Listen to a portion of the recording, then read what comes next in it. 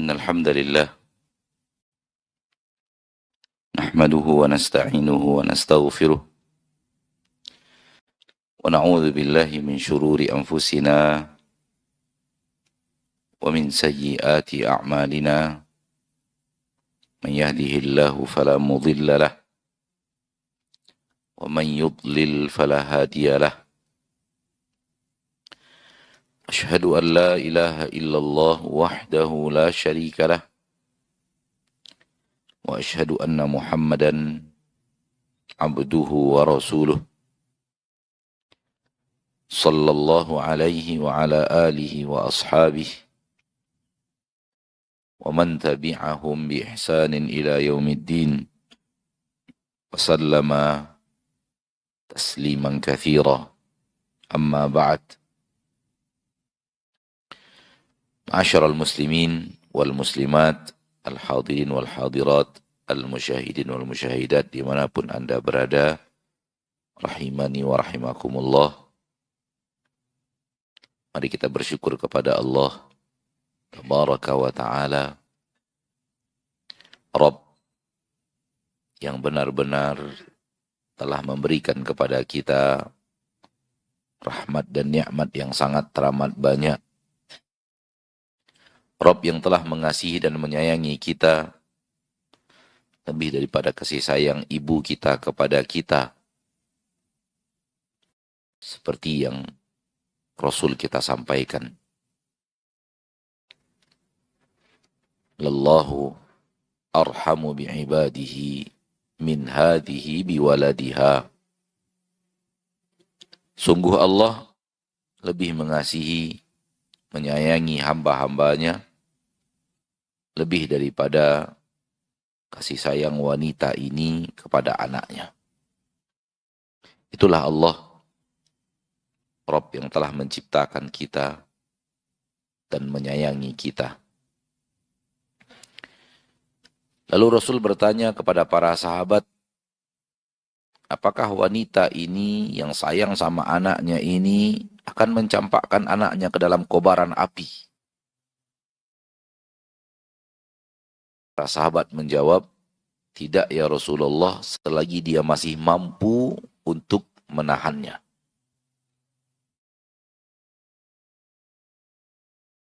Maka jadi bayangkan kasih sayang Allah lebih daripada kasih sayang seorang ibu. Oleh karena itu di akhirat kelak, setelah semuanya terbongkar dengan jelas bagi kita, setelah semuanya dibeberkan dengan jelas oleh Allah kepada kita, di situ terbukti bahwa penduduk neraka kemudian mengakui kebenaran dengan mengatakan, kami yang menzolimi diri kami. Kami yang berbuat buruk untuk diri kami. Kami yang memang benar-benar celaka. Kami yang benar-benar durjana. Kami yang memang benar-benar bandel. Itulah. Lebih kurang. Rabbana ghalabat alaina syiqwatuna wa kunna qauman dhalin. Wahai Rabb, kami sudah jelas bahwa kami ini benar-benar orang yang punya banyak kedurjanaan. Banyak hal yang bersifat mau diatur.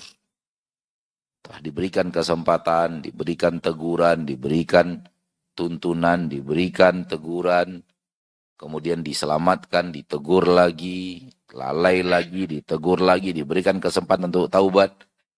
Kan tetapi semua itu tidak dimanfaatkan sampai datangnya akhir hayat. Pasca semua kebenaran terungkap, pasca semua kebenaran dibeberkan oleh Allah tabaraka wa ta'ala, terbukti bahwa Allah tidak menzolimi hambanya ketika hamba itu dicampakkan ke neraka. Itu ulah perbuatan tangannya sendiri. Itu ulah perbuatan dirinya sendiri.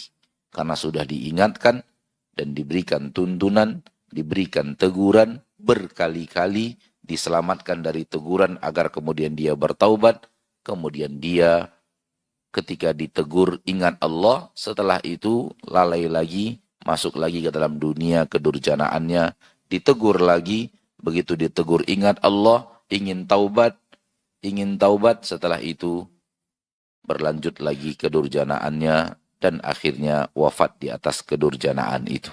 Padahal Allah telah memberikan banyak sekali hal-hal yang mengarahkannya kepada kebaikan.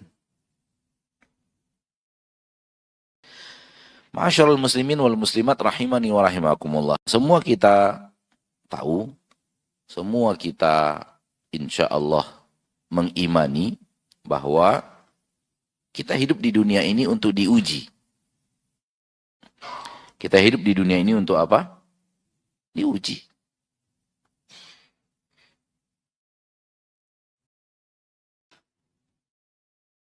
Allah berfirman di awal-awal surat Al-Mulk, Tabarakalladzi biyadihil mulk wa huwa ala kulli syai'in qadir, alladzi khalaqal mauta wal hayata liyabluwakum ayyukum ahsanu amala.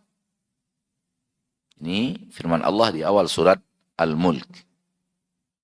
Maha suci Allah tabaraka wa ta'ala yang di tangannya segala kerajaan langit dan bumi, dan dia maha mampu atas segala sesuatu. Allah yang maha suci itu yang telah menciptakan kematian dan kehidupan. Liyabluwakum. Tujuannya adalah agar dia menguji kalian, ngetes kalian, mengikhtibar kalian. Kalian itu hidup untuk diuji. Awalnya kalian mati, lalu dihidupkan. Oleh karena itu kematian disebut dulu baru kehidupan. Alladzi khalaqal mauta wal hayata.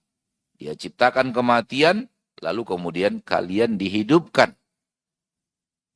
Bukankah sebelumnya hidup ini kita mati? Iya, kita mati dulu, baru kita hidup. Maka Allah menyebut mati dulu, baru menyebut hidup setelahnya. Alladzi khalaqal mauta wal hayata. Kalian dulunya mati.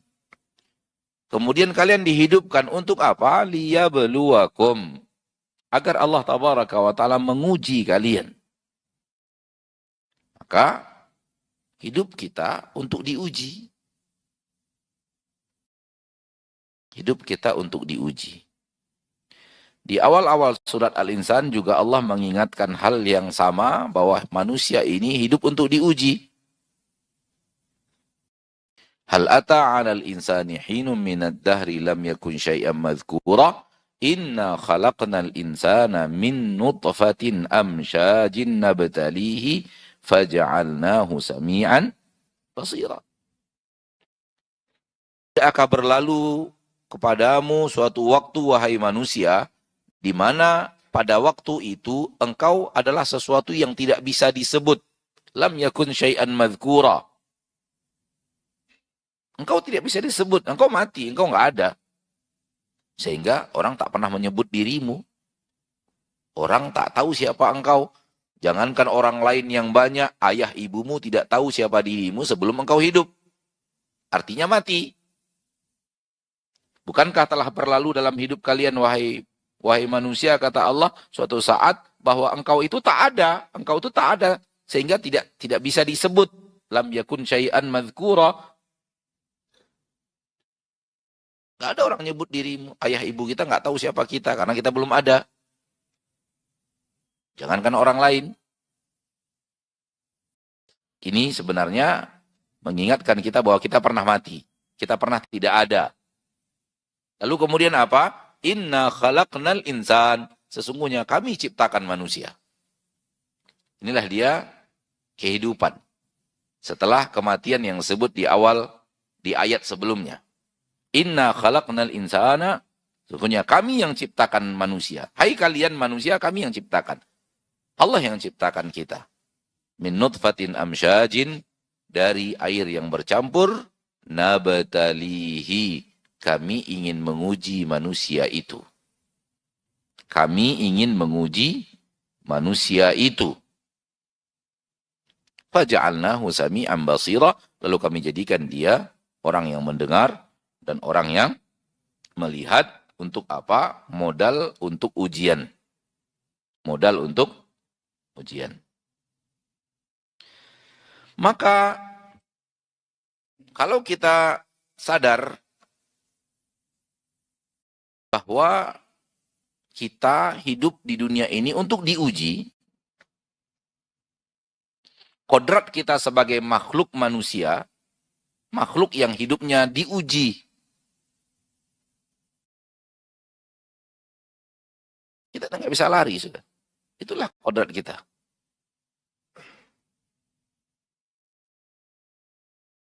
Allah sudah punya makhluk yang beribadah kepadanya luar biasa, tanpa rasa bosan, tanpa rasa lelah, memuja dan memujinya siang dan malam, tak ada capek-capeknya, jumlah mereka sangat banyak, bernama malaikat.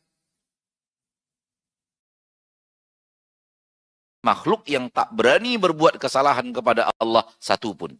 Semua malaikat. Yang jumlahnya tak ada yang tahu kecuali Allah saking banyaknya.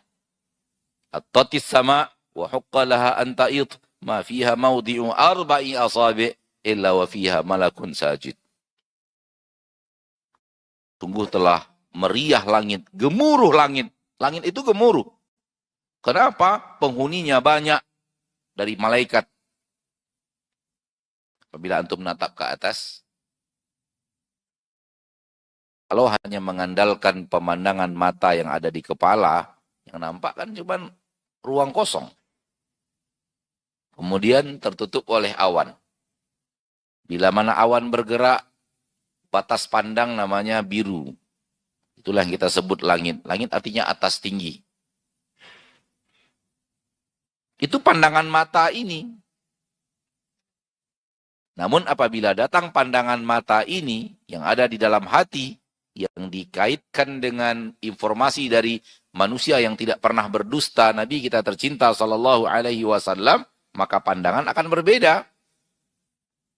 Ketika melihat ke atas, pandangan mata hati itu di atas itu penuh makhluk. Bernama apa? Malaikat. Nuh, tak ada tempat kosong untuk 4 jari. Full. Semuanya diisi oleh malaikat-malaikat Allah yang sangat banyak, yang sedang beribadah, memuja dan memuji Allah, melaksanakan perintah Allah tabaraka wa ta'ala siang dan malam, tanpa rasa lelah, tanpa rasa bosan.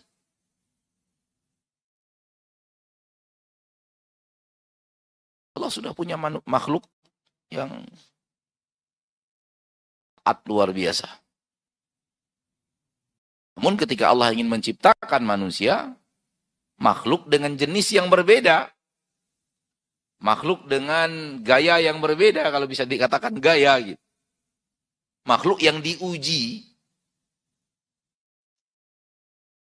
Diuji apa? Diuji ditawarkan kepadanya kebaikan dan keburukan.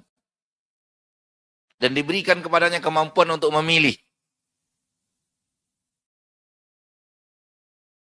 Lalu kemudian diberikan kepadanya pedoman yang lengkap. Diberikan kepadanya Al-Quran yang di dalamnya pedomannya sempurna, tak ada kebaikan yang belum dibicarakan, dan tak ada keburukan yang belum dibicarakan. Dan disuruh dia berjalan di atas tuntunan tersebut. Lalu dikirim lagi Nabi dan Rasul. Tidak hanya diturunkan Al-Quran, diturunkan juga Rasul. Diutus juga Rasul.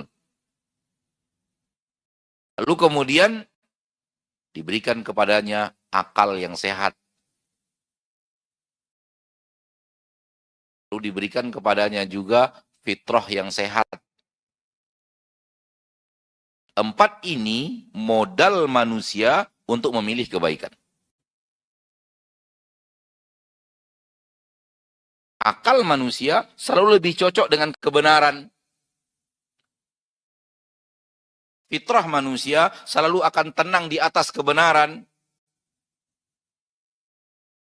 Manusia kalau berbuat yang benar, jiwanya tenang. Kalau berbuat yang salah, jiwanya gelisah. akal manusia pasti akan cocok dengan seluruh kebenaran. Hanya kesombongan yang membuat mereka kemudian mempelintir kata-kata sehingga yang benar menjadi salah, yang salah menjadi benar. Namun apabila dikembalikan kepada logika dan akal yang benar, maka seluruh logika yang benar cocok dengan syariat Allah Tabaraka wa Ta'ala. Jadi untuk kebaikan, manusia punya 4 modal kuat. Dari dalam dirinya ada fitrah, dari dalam dirinya ada akal yang sehat, dan ada Al-Quran yang menuntunnya, dan ada Rasul yang mengajarkannya. Ini untuk sisi apa? Ini untuk sisi apa? Kebaikannya. Kita akan hidup untuk diuji. Ada sisi keburukan loh. Kita hidup untuk diuji. Ditawarkan kebaikan dan keburukan, suruh pilih. Berarti ada sisi lagi keburukan. Maka dengan hikmah Allah yang maha hikmah, dengan keadilan Allah yang maha adil, Allah juga menciptakan hal yang dengannya mengajak kita kepada keburukan. Karena hidup kita untuk diuji. Maka Allah ciptakan di dalam diri kita nafsu. Semua kita punya nafsu. Dan nafsu itu lebih condong kepada keburukan, bukan kebaikan. Fitrah tadi condongnya kemana? Kebaikan. Akal condongnya kemana? Kebaikan. Namun nafsu condongnya kepada keburukan. Condongnya kepada pelanggaran. Condongnya kepada syahwat walau tidak sesuai aturan. Dan juga Allah menciptakan iblis. Taib. Secara perbandingan Allah lebih sayang kepada kita dan Allah lebih mengarahkan kita kepada kebaikan karena sarana yang mengajak kita kepada kebaikan lebih banyak. Ini sudah menunjukkan bahwa Allah memfasilitasi kita untuk kebaikan lebih banyak. Mengarahkan kita untuk kebaikan lebih banyak. Ada fitrah, ada apa lagi? Ada akal, ada Al-Quran, tuntunan yang tidak pernah berhasil, ada orang yang berhasil merubah-rubahnya, ada Rasul, manusia sempurna yang tidak memiliki cacat dalam hidupnya, untuk dijadikan uswatun hasanah. Sudah ada teladannya, sudah ada bimbingannya, sudah ada contoh dan teladannya dari manusia yang menjalankannya, sudah ada akal pun mengarah kepada titik itu dan fitrah pun sesuai dan nyaman dan tentram di atasnya. Ini modal kebaikan. 4. Namun ingat kita untuk diuji. Kalau tanpa yang tadi, nggak ada ujian. Dan ujian untuk keburukan Allah ciptakan dalam diri manusia nafsu. Dan dia lebih condong kepada keburukan. Wa inna nafsa la ammaratum bisu. Sesungguhnya nafsu memerintahkan lebih banyak kepada keburukan. Kemudian Allah juga dengan hikmahnya menciptakan iblis yang menggoda manusia untuk keburukan itu. Menggoda manusia untuk berjalan di atas keburukan itu. Kalau manusia kemudian tergoda dengan iblis, tergoda dengan hawa nafsunya, Allah siapkan taubat. Allah siapkan apa? Taubat. Sebanyak apapun engkau berbuat dosa, sebanyak apapun engkau mengikuti hawa nafsumu, sehebat apapun engkau keluar dari tuntunan syariat, kalau mau bertobat, habis. Dimulai lembaran baru. Catatanmu hilang. Hilang dalam arti kata, bukan hilang dari catatan. Hilang dari dosanya, maghabbahnya, hilang dari efek buruk dosa. Kalau catatannya tetap ada. Akan ada dan tetap ada dan akan terlihat dan akan dibaca. Sebagaimana ayat yang kita hafal, "Faman ya'mal mithqala dzarratin khairan yarah, wa man ya'mal mithqala dzarratin syarran yarah." Maka catatannya tidak dihapus, catatannya tetap ada. Namun kalau bertobat, dianggap tidak ada. Dia tidak akan dihukum dengan kekeliruan-kekeliruannya, kesalahan-kesalahan yang dia pilih ketika dia berbuat dosa, mengikuti hawa nafsu dan mengikuti syaitan. Sampai kapan pintu taubat ini dibuka oleh Allah? Sampai mau mati. Terlihat lagi bahwa Allah sangat memberikan kepada kita fasilitas untuk kebaikan. Dan sangat ingin menghindarkan kita dari apa? Keburukan. Usia Anda berapa? 70 tahun. Berarti sudah 70 tahun lebih kurang Allah bukakan pintu kebaikan. Pintu taubat, pintu maaf. Maka orang yang tidak bertaubat sampai akhir hayatnya, padahal sudah 70 tahun lebih kurang pintu taubat itu dibuka oleh Allah, baru akan mau bertaubat ketika tanda-tanda kematian sudah datang, Allah nggak mau terima lagi. Inilah dia hadis Nabi SAW, "Innallaha la yaqbalu taubata 'abdin innallaha yaqbalu taubata 'abdin ma lam yughargir." Allah pasti akan terima taubat seorang hamba selamanya dia hidup, kecuali kalau sudah gargarah. Gargarah itu apa? Tanda-tanda kematian sudah datang. Dia sudah melihat bahwa dia akan mati. Dia tahu bahwa dia akan mati. Ketika itu dia mau bertaubat, udah nggak terima lagi taubat. Wajar. Sudah 70 tahun dibuka, sekarang baru mau bertaubat. Dan contoh yang paling jelas sebagai buktinya adalah Fir'aun. Fir'aun ketika mau mati sudah kelelep, hilang, timbul tenggelam, baru kemudian mengatakan, aku mau beriman kepada Robnya Musa dan Harun. Robnya Harun dan Musa. Aku ingin beriman dengan aku beriman kepada Robnya Bani Israel. Allah mengatakan kepada Fir'aun, Al-an, sekarang Fir'aun, sekarang mau taubat ente. Sekarang mau taubat, udah kelelep gini mau taubat. Ya. Wa kunta minal kafirin, sebelumnya engkau hiasi hidupmu dengan kekufuran, kebandelan, kedurjanaan. Allah tidak terima lagi. Dan wajar, sangat wajar. Ya. Jadi terlihat jelas ma'asyarul muslimin bahwa sarana menuju kebaikan itu jauh lebih banyak daripada sarana menuju keburukan. Namun Allah dengan hikmahnya yang tak akan mampu diketahui semuanya oleh manusia, saking luasnya hikmah Allah tabaraka wa ta'ala, Allah telah menciptakan iblis dan itu adalah sarana ujian. Kalau tidak ada dia dan tidak ada hawa nafsu, maka manusia menjadi malaikat. Kalau menjadi malaikat, maka tak ada gunanya manusia diciptakan karena malaikat sudah ada. Ala kulli hal seperti itu. Kita sekarang ingin kepada titik bahwa adanya iblis adalah materi ujian. Dia menggoda kita untuk mengajak kita kepada apa? Kepada keburukan. Sekali lagi kemarin di Purwokerto kalau tidak salah. Kalau tidak salah di Purwokerto. Kalau Anda tidak salah hafalan. Anda mengingatkan kita jangan menjadi manusia yang tidak beradab kepada Allah.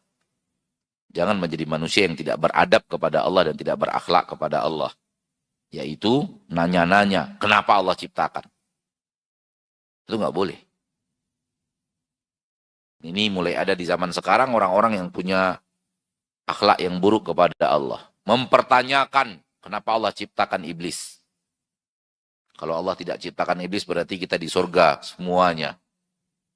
Itu akhlak yang buruk dari seorang makhluk kepada Allah yang maha adil, yang maha kasih dan sayang, yang maha tahu segala-galanya, yang maha pengasih, maha pemaaf. Ya. Ada orang sekarang, zaman sekarang, mungkin antum-antum juga pernah bertemu orang-orang itu. Dengan serius dia bertanya, kenapa sih Allah ciptakan setan? Untuk apa sih Allah ciptakan setan? Untuk apa sih Allah ciptakan neraka? Ini dalam agama kita terlarang. Akalmu tidak akan mampu untuk sampai kepada titik hikmah Allah. Sudah hadapi saja hidup Anda untuk ujian dan hiduplah untuk kebaikan karena Allah menjanjikan untukmu kebaikan yang sangat banyak, nikmat yang sangat hebat dan itu janji yang pasti akan Allah berikan kalau engkau memilih kebaikan. Hindarkan dirimu daripada keburukan supaya engkau terhindar dari aneka ragam penderitaan, aneka ragam adab yang dahsyat yang pasti akan diberikan Allah kepada orang-orang yang tidak mau memilih kebaikan, maunya keburukan. Allah tidak ingin engkau termasuk di dalamnya, namun Allah mengarahkan engkau kepada kebaikan. Tetapi bahwa kita hidup untuk diuji dan materi ujian itu adalah kita disuruh memilih kebaikan dan keburukan. Syaitan mengajak kita kepada keburukan, Nabi mengajak kita kepada kebaikan. Nafsu mengajak kita kepada keburukan, namun logika dan fitrah kita mengajak kita kepada kebaikan. Allah menyiapkan ampunannya di saat kita terjerumus kepada keburukan. Ampunan Allah tabaraka wa ta'ala sampai akhir hayat. Karena itu, jangan bertanya kenapa Allah ciptakan iblis, kenapa Allah ciptakan neraka, kenapa Allah ciptakan, kenapa. Nggak boleh, nggak boleh. Allah berfirman dalam Al-Quran, La yus'alu amma yaf'al. Allah tidak boleh ditanya kenapa dia berbuat. Allah tidak boleh ditanya kenapa dia berbuat. Maksudnya, yang seperti ini nggak boleh. Sifat yang seperti ini nggak boleh. Kenapa? Karena Allah tidak pernah melakukan yang salah. Allah tidak pernah melakukan yang keliru. Allah tidak pernah melakukan kezoliman. Dalam hadis Qudsi dari Abu Dzar Al-Ghifari, Allah telah mengharamkan untuk dirinya kezoliman. Allah tidak zolim dengan menciptakan iblis. Allah tidak zolim dengan menciptakan hawa nafsu pada diri manusia. Allah tidak zolim. Allah telah mengharamkan kezoliman untuk dirinya. Allah tidak pernah berbuat hal yang zolim, sekecil apapun. Itulah tadi yang ana katakan, ketika sudah bertemu akhirat dan Allah beberkan semuanya, manusia benar-benar menyadari bahwa itu adalah hal yang terjadi tanpa sedikit pun Allah menzolimi penduduk neraka. Dan mereka mengaku bahwa neraka ini pantas untuk mereka karena kedurjanaan mereka yang dahsyat, karena kebandelan mereka yang terlalu. Setelah semuanya dibeberkan. Dan itu pasti akan terjadi nanti di akhirat. Pasti akan terjadi. Namun sekarang manusia, kita tinggal menghadapi ujian. Maksudnya, ya hadapilah ujian. Engkau sekarang dalam proses ujian. Hadapi ujian itu. Ketika ada tawaran kebaikan, berjalanlah di atasnya. Ketika ada tawaran keburukan, lawan.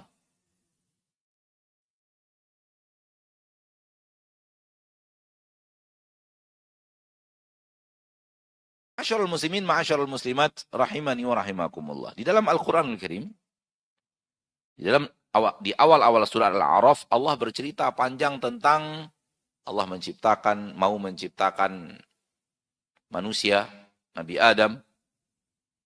Kemudian setelah diciptakan Nabi Adam, diberikan ilmu, kemudian dilebihkan dengan ilmu, kemudian disuruh malaikat dan jin untuk sujud kepada Nabi Adam, dan kemudian para malaikat semuanya sujud, yang namun si jin ini tidak mau sujud. Kemudian Allah bertanya, apa yang membuat engkau tidak mau sujud? Kemudian dia mengatakan, aku lebih baik daripada Adam, engkau ciptakan aku dari api dan engkau ciptakan dia dari tanah. Allah yang menyuruhnya, dia sombong. Maka tidak ada yang lebih sombong daripada iblis, la'natullahi alaih. Sehingga dengan kesombongannya Allah murka kepadanya dan Allah melaknatnya dan Allah menyuruh dia keluar dari surga. Karena kan dia dilaknat, dihinakan oleh Allah dengan kesombongannya, disebab kesombongannya dia dendam kepada Nabi Adam. dan bertekad untuk menggoda Adam dan keturunannya agar bersamanya di dalam murka Allah. Takdir Allah seperti itu untuk ujian dalam kehidupan kita. Maka ketika itu dia minta kepada Allah agar diundurkan usianya menjadi panjang sampai hari kiamat. Dan Allah kabulkan. Lalu dia tabuh genderang perang kepada Nabi Adam dan keturunannya. Katakan, bima aghwaytani la aq'udanna lahum siratakal mustaqim. Di awal-awal surat Al-A'raf ayat yang ke-16 dan 17. Qala fabima aghwaytani la aq'udanna lahum siratakal mustaqim. Syaitan berkata, iblis berkata kepada Allah, disebabkan engkau telah sesatkan aku, maka aku akan juga lencengkan mereka dari jalanmu yang lurus. Aku akan lencengkan mereka dari jalanmu yang lurus. Inilah yang Anda katakan tadi, iblis telah menabuh genderang perang. Kapan kejadiannya ini? Genderang perang ini ditabuh oleh iblis sebelum manusia pertama lahir. Betul atau tidak?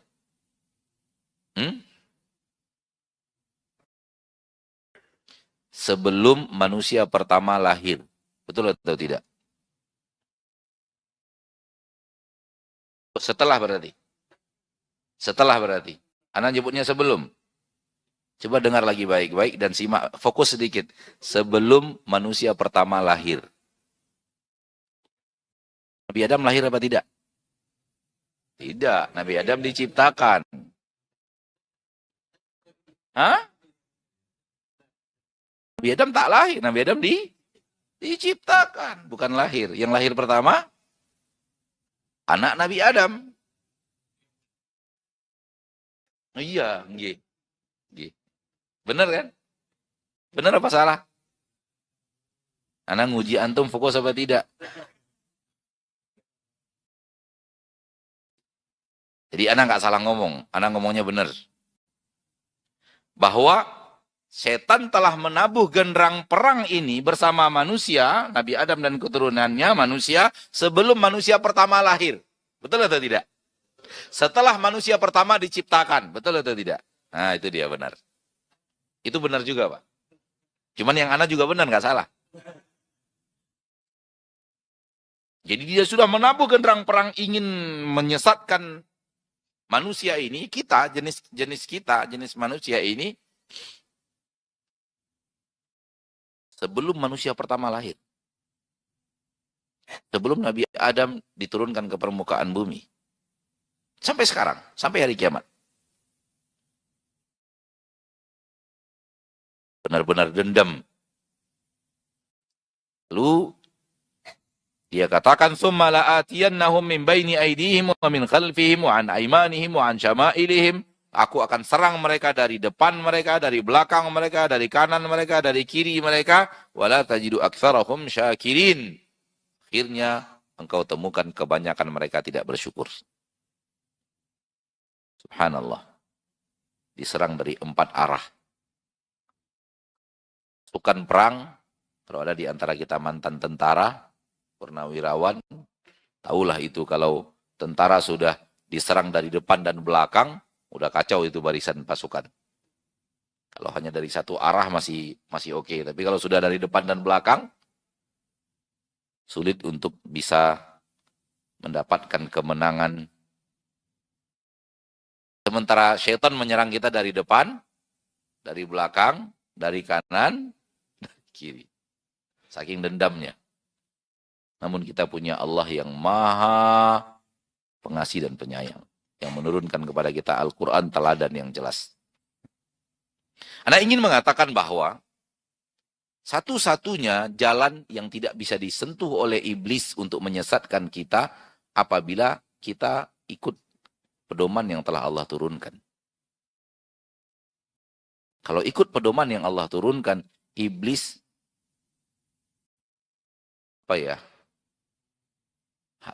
iblis kehabisan teori, apa namanya itu? Iblis kehilangan kekuatan sudah.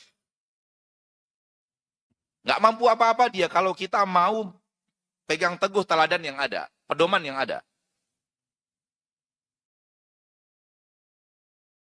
Karena kita berhadapan dengan iblis dengan logika nggak akan mampu. Dengan pengalaman, dia jauh lebih pengalaman. Dengan kecerdasan, dia jauh lebih cerdas.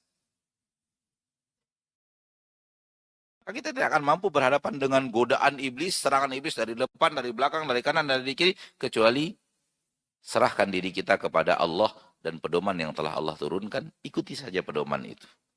Sudah ada tuntunannya, sudah ada yang mempraktekkannya, itu bisa dipraktekkan, pasti bisa dikerjakan, udah ikuti saja tuntunan itu. Melenceng dari tuntunan ini, mengandalkan logika, mengandalkan pengalaman, mengandalkan kecerdasan, sama iblis lewat. Lewat itu. Manusia akan mati kutu atau kalah apabila berhadapan dengan iblis tidak menggunakan pedoman yang Allah berikan. Satu-satunya jalan selamat, ikuti pedoman yang ada. Oleh karena itu dalam sebuah hadis Rasulullah SAW mengatakan suatu hari Rasul membuat satu jalan lurus, kemudian membuat jalan yang banyak di kiri dan kanannya. Dan kemudian mengatakan, inilah jalanku yang lurus. Adapun jalan-jalan yang banyak yang ada di kiri dan kanan ini, semuanya ada syaitan yang mengajak manusia untuk ikut jalan tersebut. Tapi kalau berjalan di atas satu jalan ini, jalan tuntunan Nabi ini, maka inilah jalanku. Adapun jalan lain yang sangat banyak, itu jalannya syaitan. Dari sini kita paham bahwa jalan yang satu ini aman dari syaitan. Jalan yang satu ini aman dari syaitan. Maka manusia kalau ingin rujuk dia kepada kitabullah, rujuk dia kepada sunnah Rasulullah SAW, dan dia tidak kedepankan logika berfikirnya daripada Al-Quran dan sunnah, dia tidak mendahulukan kecerdasannya dibanding Al-Quran dan sunnah, dia tidak mendahulukan tradisi nenek moyangnya di atas Al-Quran dan sunnah, selamat. Namun kalau dia merasa harus begini, harus logikanya begini, logika begini, rumusnya begini, itu semua akan masuk ke dalam salah satu jalan-jalan syaitan yang disebut oleh Nabi di kiri dan kanan jalan lurus tadi. Ya.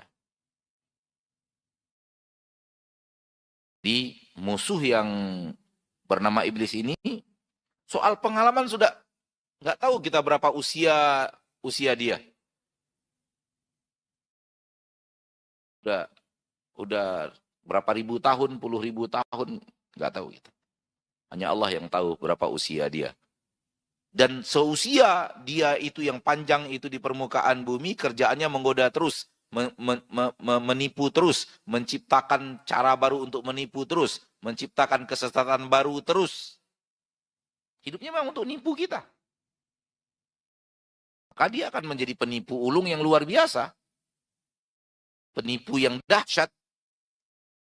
Maka kalau kita berhadapan dengan penipu yang sangat pengalaman, jangan andalkan logika, jangan andalkan kecerdasan, jangan andalkan pengalaman hidup, apalagi hanya sekedar tradisi kampung, tradisi daerah, lalu yakin pasti tradisi ini benar. Enggak bisa. Berhadapan dengan iblis enggak bisa. Boleh jadi dia yang menciptakan tradisi itu. Untuk menjauhkan kita dari jalan yang lurus. Yang benar adalah, dan itu mudah, enggak banyak. Satu tuntunan, satu jalan. Itulah yang kita minta kepada Allah setiap hari. Ihdina as-sirata al-mustaqimah. Ya Allah, berikan kami hidayah untuk berjalan di atas satu jalan yang lurus. Satu jalan yang lurus. Mudah sebenarnya, dia hanya satu. Ikuti itu. Haram Allah katakan di dalam Al-Quran, katakan haram. Halal kata Allah, katakan halal. Boleh kata Allah, lakukan. Tidak boleh kata Allah, tinggalkan. Selamat. Kalau tidak, maka kita akan berhadapan dengan musuh yang sangat pengalaman, yang sangat jago, yang sangat ahli menipu, dan telah membuktikan kepada kita bahwa yang dia tipu adalah orang-orang cerdas. Kalau soal cerdas, Fir'aun manusia cerdas loh. Kalau soal cerdas, Raja Persia orang cerdas. Kalau soal cerdas, rajanya Romawi itu orang cerdas. Korun pasti orang cerdas. Akan tetapi terbukti sudah kecerdasan mereka tak ada apa-apanya apabila berhadapan dengan penipu ulung seperti iblis laknatullahi alaih. Maka sebenarnya jalannya mudah, ikuti tuntunan. Namun kalau kita neko-neko, habis diembat oleh syaitan dengan aneka ragam pengalaman dia menggoda manusia. Oleh karena itu Nabi mengatakan, kutinggalkan kepada kalian dua perkara, dua wasiat. Kalau kalian pegang teguh dengan dua perkara itu, takkan sesat kalian untuk selama-lamanya. Apa dia? Kitabullahi wa sunnati. Kitab Allah Al-Quran ini. Dan sunnahku yang telah kuajarkan. Mensyarah Al-Quran. Bukan berbeda dengan Al-Quran. Mensyarah, menjabarkan. Isi Al-Quran ini dijabarkan dalam bentuk pengamalan oleh Nabi kita tercinta sallallahu alaihi wasallam, dalam bentuk perkataan dan pengamalan dari Nabi kita tercinta sallallahu alaihi wasallam, dan dia adalah syarah, menerangkan lebih luas isi kandungan Al-Quran. Pegang teguh dua ini, tak akan sesat kalian untuk selama-lamanya. Iblis tak akan mampu berhadapan dengan kalian. Kenapa? Dia jalan yang Allah turunkan. Dia jalan yang Allah yang turunkan. Bukan Rasul yang membuat. Manusia nggak sanggup membuat syariat seperti agama Allah, itu nggak sanggup. Nggak sanggup. Kumpul manusia-manusia dasar untuk membuat aturan seperti agama ini, pasti akan gagal. Pasti akan gagal. Karena manusia nggak sanggup untuk membuat aturan sehebat aturan Islam. Itu nggak ada. Aturan yang benar-benar sempurna, tak ada celah untuk datangnya kesalahan, tak ada celah untuk datangnya kesesatan, tak ada celah untuk masuknya keburukan. Semua dikawal dengan sempurna oleh syariat, sehingga syariat ini benar-benar terlihat bahwa ini bukan hasil karya manusia. Tak akan ada manusia yang bisa membuat aturan seperti ini. Ya. Dahsyatnya iblis dan godaan iblis karena dia menyerang kita dari berbagai arah.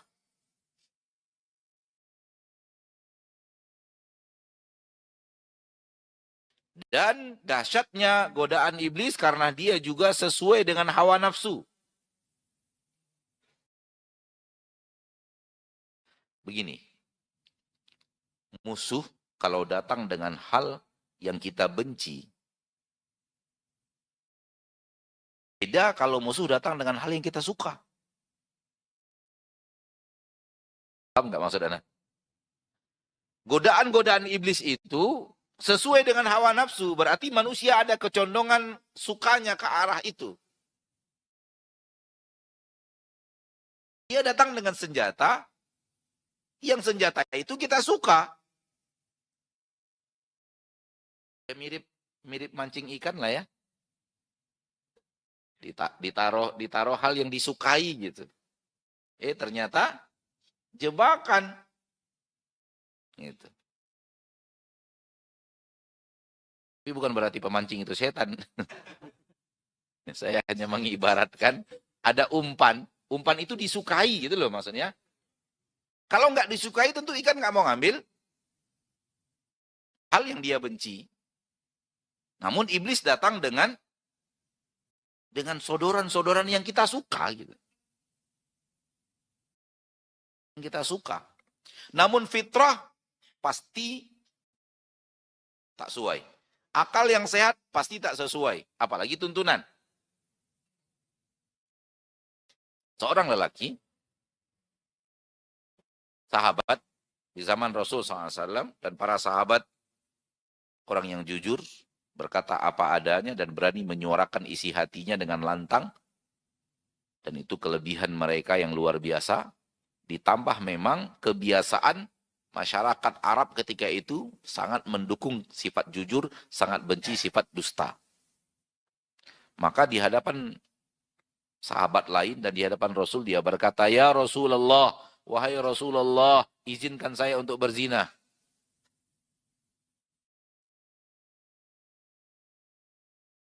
Izinkan saya untuk apa? Dia ingin beragama, dia sudah beragama, dia sudah muslim, sahabat Nabi SAW. Dia sholat, dia yang lain saya kerjakan. Ini itu segala macam, tapi yang satu ini saya nafsu saya nggak bisa. Nafsu saya terlalu condong. Ya Rasulullah, bisakah semua syariat ini saya kerjakan, semua amalan saya lakukan, semua maksiat saya hentikan, namun yang satu ini saya nggak sanggup, tolong izinkan saya agar ini halal bagi saya. Gitu. Subhanallah. Dia sudah tahu itu dilarang. Dia sudah tahu teladannya dan Rasulnya menyuruh untuk memberhentikan. Namun nafsunya ke arah itu terlalu kuat. Lalu dia jujur apa adanya mengatakan itu kepada Nabi kita tercinta sallallahu alaihi wasallam. Rasul mengembalikannya kepada fitrah. Rasul mengembalikannya kepada akal yang sehat. Dihidupkan fitrahnya oleh Rasul yang mati. Dihidupkan oleh Rasul akalnya yang sedang terjerumus dalam bungkusan nafsu yang mencintai maksiat itu. Lalu Rasul SAW bertanya kepadanya, Atardahu li ummik. Kamu ridho enggak ibumu dizinai orang? Tidak, dia. Demikian juga orang lain. Tidak mau ibunya dizinai orang. Karena kemungkinan engkau berjalan dengan wanita yang itu adalah ibu orang lain. Sudah punya anak. Ya atau tidak? Fitrah bertabrakan. Logika sehat bertabrakan. Kita mau, tapi orang lain terzolimi. Bagaimana kalau kita yang dizolimi orang? Tardahu li bintik. Apakah engkau ridho itu untuk putrimu sendiri? Tidak ya Rasulullah. Maka orang lain juga tidak ridho itu dilakukan kepada putrinya. Tardahu li ukhtik. Apakah engkau ridho kakak perempuan mau dizinai orang? Tidak ya Rasulullah. Orang lain juga tidak ridho. Dikembalikan, tarik oleh Rasulullah SAW dari nafsu tadi, ditarik kepada logika yang sehat dan fitrah yang sehat. Maka kemudian lahirlah setelah itu fitrah yang selamat, dan sahabat ini kemudian menjadi orang yang sangat membenci yang namanya zina. Dan ditambah dengan doa Nabi kita tercinta sallallahu alaihi wasallam. Intinya adalah tawaran syaitan yang dia merupakan umpan untuk menyesatkan kita, membawa kita kepada keburukan, dia datang dengan tawaran yang kita suka, yang kita cintai, yang sesuai dengan nafsu kita, sehingga berubah menjadi senjata yang enak. Oleh karena itu Allah ingatkan di dalam Al-Quran, hati-hati dengan syaitan, hati-hati dengan jebakan syaitan, hati-hati dengan langkah-langkah syaitan. Dia pasti mengajak kalian kepada keburukan, dia pasti mengajak kalian kepada kedengkian, dia punya aneka ragam, dia tak berhenti-henti menyerang kalian dari depan, dari belakang, dari kanan, dan dari kiri. Dia datang dari segala arah. Kata para ulama, dari depan dia membuat manusia ragu akhirat. Dari belakang ditanamkan kecintaan terhadap dunia. Dari belakang. Dari kiri, dari kanan, dia datang dengan merusak ilmu manusia. Dengan syubuhat. Dari kiri, dia mengajak manusia menggeluti nafsu dan syahwat. Ini 4 penjuru serangan iblis. Manusia disamar-samarkan tentang urusan akhirat. Sehingga dia mulai ragu atau ya sekedar teori saja, akhirnya tak diamalkan. Akhirnya akhirat itu tidak ada di hati. Orang yang hatinya benar-benar mengarah kepada akhirat itu sulit untuk ditipu oleh iblis. Atau belakang ditanamkan kepada manusia itu tamak terhadap dunia. Ketamakan terhadap dunia akan membuat manusia itu hanyut dalam godaan iblis. Tamak dunia. Sehingga tak lagi memikirkan hasil itu didapatkan dengan cara yang halal atau yang haram. Yang penting dapat. Yang penting dapat. Yang penting cuan. Yang penting untung. Kalau orang yang beriman itu yang penting berkahnya. Yang penting bukan cuannya. Yang lebih penting dari semua itu adalah berkah dari cuan itu. Dan berkah dari cuan itu, berkah dari untung itu hanya ada pada keuntungan yang halal. Adapun keuntungan yang haram hanya akan membawa kepada kebinasaan. Ya. Jadi ditanamkan kepada manusia apa? Ketamakan terhadap dunia. Dan itu juga dicintai manusia. Manusia cinta harta, manusia cinta jabatan, manusia cinta ketenaran, manusia cinta aneka ragam yang ada di dunia ini. Kemudian dari kanan ditebarkan olehnya ilmu yang salah.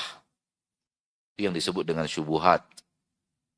Kaedah-kaedah salah dalam berilmu, sudut pandang yang salah dalam ilmu, sehingga terjebak kepada menilai sesuatu yang hak menjadi batil, yang batil menjadi hak. Kemudian ditanamkan juga kepada manusia kecintaan untuk mengikuti hawa nafsunya, mengikuti keinginan syahwatnya. Ini dia serangan-serangan iblis. Subhanallah, Allah ingatkan kita, Allah ajarkan kita, dan Allah sampaikan kepada kita, Rasulullah SAW sampaikan kepada kita. Semua itu adalah bukti kasih sayang Allah dan bukti bahwa Allah ingin mengarahkan kita kepada kebaikan, ingin menghindarkan kita dari keburukan.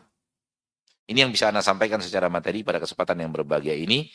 Dan ada beberapa menit ke depan, ada kesempatan kepada kaum muslimin untuk bertanya. Kalau ada pertanyaan, kita persilahkan. Betul, Pak? Bisa? Assalamualaikum, Tad. Salam. Afan, Tad, terkait fitrah, apakah fitrah bisa rusak, Tad? Baik. Terkait fitrah, apakah fitrah itu bisa rusak? Jawabannya bisa. Apabila dirusak terus, maka dia akan rusak. Bisa, fitrah itu bisa rusak. Tetapi dia pernah selamat dulu sebelum rusak. Bukan berarti begitu lahir kita datang dengan fitrah yang rusak, bukan begitu ya. Kita hidup di atas fitrah yang benar, lalu kita rusak menjadi rusak benaran dia. Gitu loh. Maka merusak fitrah itu, ya orang yang punya fitrah itu merusaknya sendiri. Itu bisa. Sangat bisa. Dan bisa terjadi dan jelas terjadi di permukaan bumi. Sehingga ketika disampaikan kepadanya yang sebenarnya, dia merasa fitrahnya terganggu dan semacam. Contoh gini, kita ambil contoh. Fitrah yang benar adalah, kalau bukan kita yang melahirkan, berarti bukan anak kita. Itu fitrah yang jelas. Anak orang lain. Ya atau tidak? Tapi kalau istri kita yang melahirkannya, dari keturunan kita, itulah anak kita. Dan anak kita punya peraturan spesial dengan kita. Kita punya aturan, agama punya aturan spesial antara seorang ibu dengan anaknya, antara seorang bapak dengan anak wanitanya. Ada aturan boleh begini, boleh begini, boleh begini, boleh buka aurat, boleh bersama, boleh berjabatan tangan, boleh berpelukan dan semacamnya. Betul atau tidak? Itu aturan antara wanita dan anak laki-lakinya, antara suami dengan anak perempuannya. Anak kita itulah anak kita, istri kita dari keturunan kita. Itulah fitrah manusia. Adapun anak orang lain, fitrah manusia adalah itu anak orang lain, bukan anak saya. Agama pun membuat aturan berbeda. Kalau itu anak orang lain, aturannya begini, peraturannya begini. Udah? Oke? Nah, sekarang dia tidak punya anak. Allah takdirkan tidak punya anak. Entah apa yang terjadi, wallahu alam, Allah takdirkan tidak punya anak. Akhirnya diambilnya anak orang lain. Dirawatnya dari kecil, disayang-sayangi dari kecil, sampai akhirnya dia merasa itu anaknya sendiri. Inilah fitrah yang sudah rusak. Ana yakin di antara kita yang hadir sekarang pernah bertemu dengan orang-orang yang seperti itu. Ya. Akhirnya dirawat anak dari kecil segala macam. Akhirnya cintanya itu sudah tumpah luar biasa. Sampai akhirnya dia merasa itu anak kandungnya. Tapi sudah jelas itu batil. Akhirnya ketika diterangkan kepadanya agama yang hak, anak ini nggak boleh ada di rumah. Anak ini engkau tidak boleh membuka aurat di depannya. Bukan mahram. Anak ini engkau tidak boleh bersalaman dan bersentuhan dengannya. Anak ini tidak boleh ada satu ruang bersama dirimu. Kata dia, ini kan anak saya. Fitrah yang rusak. Fitrah yang sudah terbalik. Wallahu ta'ala alam. Lebih kurang. Tapi prosesnya itu lama itu. Proses untuk sampai dia menjadikan anak itu benar-benar, ini anak saya gitu. Sehingga ketika diterangkan yang benar, nggak mau terima lagi dia. Nggak mau terima lagi dia. Karena yang benarnya itu bukan anak dia, itu yang benar. Wallahu alam. Nah, jadi fitrah bisa rusak, dirusak oleh yang punya fitrah itu sendiri. Hal yang sama ketika kaumnya Nabi Lut merubah fitrahnya. Itu dengan apa? Dengan perjalanan. Akhirnya mereka mencintai sesama jenis. Itu sebenarnya merusak fitrah dulu. Dirusak. Lama-lama dirusak, berubah menjadi rusak benaran. Akhirnya terbalik fitrah mereka sudah. Dan Allah juga berikan hukuman di balik negeri mereka. Karena mereka telah membalikkan fitrah. Begitu kata para ulama. Kalau mereka telah membolak-balikkan fitrah, maka Allah bolak-balikkan juga negeri mereka. Sesuai dengan pekerjaan mereka, Allah turunkan hukuman yang sama dengan pekerjaan mereka. Kalian sudah balikkan fitrah, azabnya dibalikkan negeri kalian. Diangkat negeri itu, dibalikkan, ditanam lagi ke bawah. Ya, Kampung Sadum, nama kampung itu. Sampai sekarang nama jenisnya disebut dengan Sodomi. Berasal dari nama kampung yang pertama kali secara sejarah merusak fitrah. Merusak. Wallahu a'lam. Silakan Pak. Assalamualaikum. Pertanyaan terakhir ya. Baik. Kesempatan terakhir Bapak, silakan. Waalaikumsalam warahmatullahi wabarakatuh. Assalamualaikum warahmatullahi wabarakatuh. Salam. Izinkan kami bertanya, Ustaz. Silakan Pak. Tadi Ustaz ngendiko bahwa Allah Maha Pengampun. Yang kami tanyakan setelah kita bertobat, semoga tobatnya tergolong nasuha. Amin. Apakah nanti masih dihisab? Pertanyaan kedua, setelah kita bertobat, apakah di alam kubur mendapat siksa? Atau justru tidak ada siksa di alam kubur juga? Jazakallahu khairan katsiran. Assalamualaikum. Assalamualaikum warahmatullahi. Dua pertanyaan kita jadikan satu saja. Bisa dijadikan satu karena rule pertanyaannya sama. Ya.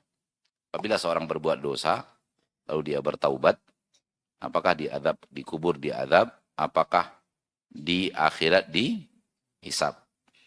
Kalau seandainya taubatannya taubatan nasuha. Kalau betul taubatan nasuha, maka di kubur tidak diazab. Dan di akhirat masih dihisab. Dihisab masih. Dihisab itu masih. Kalau taubatannya taubatan nasuha. Namun apa yang akan terjadi? Yang akan terjadi adalah dosa-dosa itu tidak menjadi azab bagi pelaku dosa yang sudah bertaubat. Itu yang hilang. Kalau tidak diterima taubatnya, maka dosa-dosa itu menjadi azab bagi pembuat dosa, pelaku dosa. Bisa difahami kan? Apabila tidak diampuni Allah, maka dosa-dosa ini akan menjadi azab di neraka untuk mengadab yang berbuat dosa. Namun kalau dia taubat nasuha, maka dosa-dosa ini tak menjadi azab. Karena sudah diampunkan oleh Allah. Namun dihisapnya tetap. Dihisapnya tetap. Hisap itu adalah kebaikan dan keburukan. Dan di saat dihisap itulah ketahuannya diterima taubatnya atau tidak. Kapan kita tahu bahwa taubat kita itu diterima oleh Allah atau tidak? Pada saat dihisap. Pada saat dihisab, seorang mukmin diingatkan kepada dia, kamu pernah berbuat dosa yang ini, hari ini, di sini, aku. Iya. Benar wahai Rabb, saya melakukannya. Kamu berbuat dosa ini, di sini, hari ini, benar wahai Allah. Kamu berbuat dosa ini, kamu berbuat dosa ini, kamu berbuat dosa ini, kamu berbuat dosa ini, hari ini, di sini, di sini, di sini. Berapa banyaknya? Banyak sekali. Namun Allah juga tahu kita pernah bertaubat. Allah juga tahu kita minta ampun kepadanya.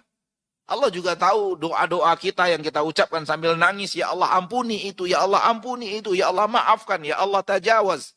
Ya Allah berikan saya maghfirah. Maghfirah itu perlindungan agar saya tidak diadab oleh dosa itu. Itu arti maghfirah. Maghfirah itu artinya, maghfirah itu Allahumma maghfirli yang kita ucapkan itu, ya Allah bentengi aku agar dosa ini tidak berefek buruk kepada diriku. Itu dia ampunan. Itu dia maghfirah yang kita minta kepada Allah. Jadi, itulah hisab. Hisab tetap dihisab. Kerjakan? Ya.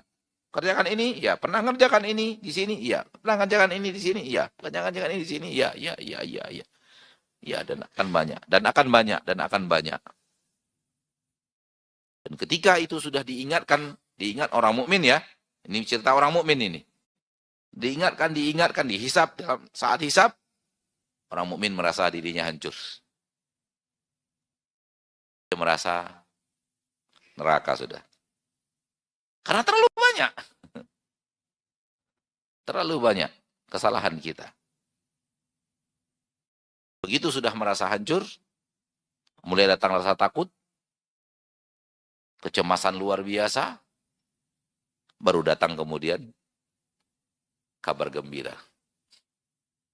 Hambaku, kata Allah Tabaraka wa Ta'ala, disebutkan oleh Nabi SAW di dalam hadis, ketika engkau berbuat maksiat itu di dunia, aku yang tutupi, orang lain tak tahu. Kau berbuat dosa itu, aku tutup. Aku yang menutupnya untuk dirimu. Menutup maksudnya, engkau kerjakan itu yang orang lain nggak tahu. Jadi jangan kira kita berbuat dosa itu pandai sembunyi-sembunyi. Enggak. Karena Allah masih sayang kepada kita dan menutup itu dari pengetahuan orang lain. Subhanallah, betapa sayangnya Allah kepada hambanya. Berbuat dosa, dijaga kehormatan hambanya di depan orang lain. Aku yang tutup itu. Sehingga orang lain tak tahu. Dan hari ini aku maafkan. Berubah hati seorang mukmin yang tadinya merasa hancur, terlalu banyak dosa kesalahan yang dia lakukan kepada Allah, terlalu banyak dia diingatkan dengan kekeliruan-kekeliruan yang menjalankan pedoman dalam hidup, dan merasa kayaknya saya neraka ini. Datang kabar gembira. Saya ampuni. Oke? Berarti dihisab dong. Dihisab. Dan setelah selesai dihisab, baru kita tahu. Saya dapat ampunan. Baru tahu bahwa kita dapat ampunan. Kita minta ampun, minta ampun, minta ampun. Bertobat, bertobat, bertobat, bertobat. Namun sampai detik itu kita tidak akan tahu diampuni atau tidak. Kita sekarang minta ampun, kita sekarang bertaubat. Namun sampai sekarang ini, sampai kita wafat, sampai kita dihisab, kita tidak akan tahu bahwa kita diampuni atau tidak. Saat kita dihisab, baru Allah mengatakan, kau diampuni. Engkau saya ampuni. Baru terbang tuh beban-beban dosa tadi yang menghimpit orang mukmin ketika dihisab. Terus. Terbayang nggak kira-kira apa yang ada sama maksud nih? Pernah berbuat dosa, berbuat dosa. Allah katakan, aku ampuni. Datang kabar gembira yang luar biasa. Ampunan Allah Tabaraka wa Ta'ala. Setelah itu, baru kemudian proses pembagian catatan. Itu setelah hisab. Bukan sebelum hisab, setelah hisab. Baru masing-masing manusia dapat catatan kitabnya. Dalam catatan kitab itu, ada catatan maksiat itu. Ada, tetap ada. Dia tidak dihapus dari catatan riwayat hidup kita. Itu yang tadi kita katakan, faman ya'mal mithqala dzarratin khairan yarah, wa man ya'mal mithqala dzarratin syarran yarah. Dia akan melihat. Dia akan membaca. Ada catatan kitabnya. La yughadiru saghiratan wala kabiratan illa ahsaha. Kitab ini tidak membiarkan yang kecil sampai yang besar, kecuali semuanya dirangkum dan dicatat oleh malaikat dalam catatan kitab itu. Ada dalam catatan kitab itu. Namun dosanya sudah tidak ada, diampuni. Kalau dapat pengampunan, maka akan ke surga. Tidak diampuni, ke neraka dulu. Masih muslim, selesai jatahnya diadab karena dosanya, baru masuk surga. Kalau tidak muslim, ya sudah di sana selama-lamanya. Begitu kira-kira. Begitulah yang kita tahu dari agama Allah Tabaraka wa Ta'ala. Sampai di sini pertemuan kita pada kesempatan yang berbahagia ini. Semoga Allah Jalla wa'ala menjadikan kita hambanya yang senantiasa berusaha hidup di atas ketaatan kepada Allah. Dan sebagai manusia, Allah takdirkan kita makhluk yang pasti juga pernah terjerumus melakukan kesalahan. Namun Allah menyiapkan yang namanya kesempatan untuk menghapus dosa itu dengan minta ampun kepada Allah dan bertaubat. Semoga Allah Tabaraka wa Ta'ala wafatkan kita semua di atas husnul khatimah. Semoga Allah Tabaraka wa Ta'ala ampuni kita di yaumil hisab. Semoga Allah masukkan kita semua ke dalam surganya dan jauhkan dari nerakanya. Subhanakallahumma bihamdika asyhadu an la ilaha illa anta astaghfiruka wa atubu ilaik. Wassalamualaikum warahmatullahi wabarakatuh.